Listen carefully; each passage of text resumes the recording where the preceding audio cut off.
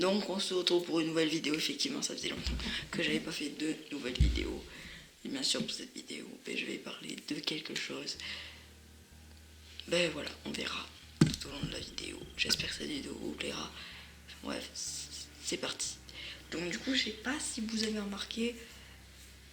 Enfin, vous, je sais pas si vous avez des potes qui sont comme ça. Enfin, moi j'en avais un. Il disait toujours comme question.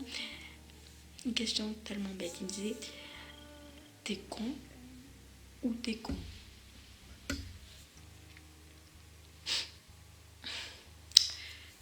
Alors attends, t'as 50% d'avoir la réponse juste. Ah mais non, excuse-moi, là t'as 100%. À moins que la première soit juste et que la deuxième soit... C'est totalement bête, c'est comme si tu disais: ouais, donc en fait, tu préfères le courrier avant, avant les pâtes ou avant? Enfin, ou pas, non, c'est pas ça, c'est: tu préfères le courrier avant les pâtes ou après les pâtes? Pratiquement tout le monde le met après. C'est quoi la logique? Il n'y a aucune logique. C'est comme: tu préfères ne pas gagner la coupe ou gagner la coupe? Parce qu'en fait, tout le monde va dire: je préfère gagner la coupe. Tu préfères mettre le courrier après. Donc dans ce cas-là, moi je fais ça. Je sais pas. C'est un dilemme très difficile, donc je peux pas forcément y répondre. Parce qu'il y a quand même un choix que j'aime bien, c'est t'es con. Après, il y a des gens qui existent avec cette expression, mais t'es un con. Effectivement, c'est une très bonne question. Enfin, c'est surtout une phrase affirmative, puisqu'elle affirme que... Voilà. Et... comment on appelle ça? Ah oui, point d'exclamation. Donc, quand on parle de point d'exclamation, tu vois ça à toi. Excuse-moi, moi je vois plus un i à l'envers. Voilà. Un point d'exclamation, c'est un i à l'envers. Je sais que tu as déjà vu aussi cette version. Et le point d'interrogation. Après, moi je trouve que c'est logique, tu vois. Mais genre, tu vas dans un pays où il n'y a pas de point d'exclamation, un truc comme ça, tu lui montres: ah ouais, donc ça en France, c'est un point d'exclamation. Lui, il va être en mode... Sa réaction, ça va être comme ça. Qu'est-ce que tu me montres là? On dirait un i à l'envers.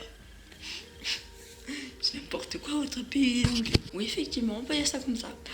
Mais toi, ton pays aussi, il est un peu bizarre, hein, des fois. Non? Un peu. Bref, il y a des trucs que tu veux pas comprendre. La France, voilà quoi. Après, bon, pour nous, les Français, c'est logique.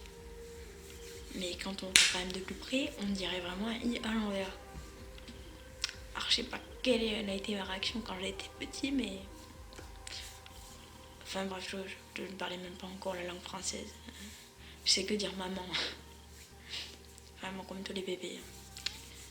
Voilà. Donc du coup... Mais la question, je la comprends pas en fait. C'est du 50-50. Tu peux dire: effectivement, je pense que je m'opterais plus pour la 2. Je suis con. Voilà.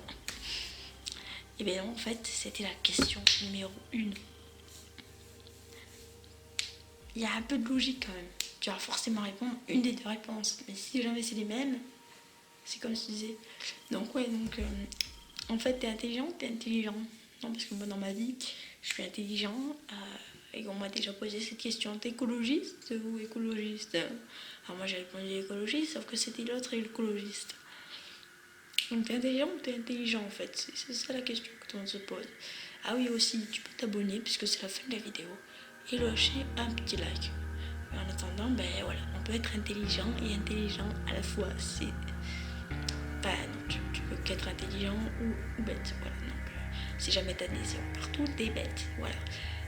Bref, tu peux lâcher un petit pouce bleu et t'abonner et même activer la cloche de notification si ce n'est pas fait.